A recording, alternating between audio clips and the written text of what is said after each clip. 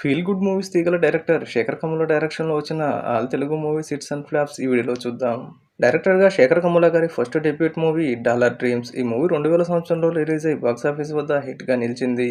Second movie 'Anand'. ఈ movie 2004లో release అయ్యి box office వద్ద సూపర్ హిట్‌గా నిలిచింది.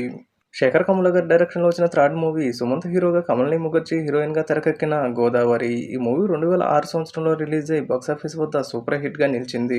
శేఖర్ కమ్ముల గారి డైరెక్షన్‌లో వచ్చిన ఫోర్త్ మూవీ 2007 సంవత్సరంలో రిలీజ్ అయిన 'హ్యాపీ డేస్'. ఈ మూవీ బాక్సాఫీస్ వద్ద కాసుల వర్షం కురిపించి బ్లాక్ బస్టర్ హిట్‌గా నిలిచింది. 'హ్యాపీ డేస్' లాంటి సక్సెస్ఫుల్ మూవీ తర్వాత శేఖర్ కమ్ముల గారు ప్రొడ్యూసర్‌గా మారి కమల్ కామరాజు హీరోగా, బిందు మాధవి హీరోయిన్‌గా నటించిన మూవీ 'ఆవకాయ్ బిర్యానీ'. ఈ మూవీ కమర్షియల్‌గా బాక్సాఫీస్ వద్ద యావరేజ్‌గా నిలిచింది. శేఖర్ కమ్ముల గారి డైరెక్షన్‌లో వచ్చిన ఫిఫ్త్ మూవీ 'రానా' హీరోగా నటించిన 'లీడర్'. ఈ మూవీ 2010లో రిలీజ్ అయ్యి బాక్సాఫీస్ వద్ద హిట్‌గా నిలిచింది. Sixth movie 'life is beautiful'. ఈ మూవీ 2012లో రిలీజ్ అయ్యి హిట్‌గా నిలిచింది. శేఖర్ కమ్ముల గారి డైరెక్షన్‌లో వచ్చిన సెవెంత్ మూవీ 'నయనతార' హీరోయిన్‌గా నటించిన 'అనామిక'. ఈ మూవీ 2014లో రిలీజ్ అయ్యి హిట్‌గా నిలిచింది. ఈ మూవీ హిందీ మూవీ 'కహానీకి' రీమేక్‌గా తెరకెక్కింది. శేఖర్ కమ్ముల డైరెక్షన్‌లో వచ్చిన ఎయిత్ మూవీ 2017లో రిలీజ్ అయ్యి బ్లాక్ బస్టర్‌గా నిలిచిన 'ఫిదా'.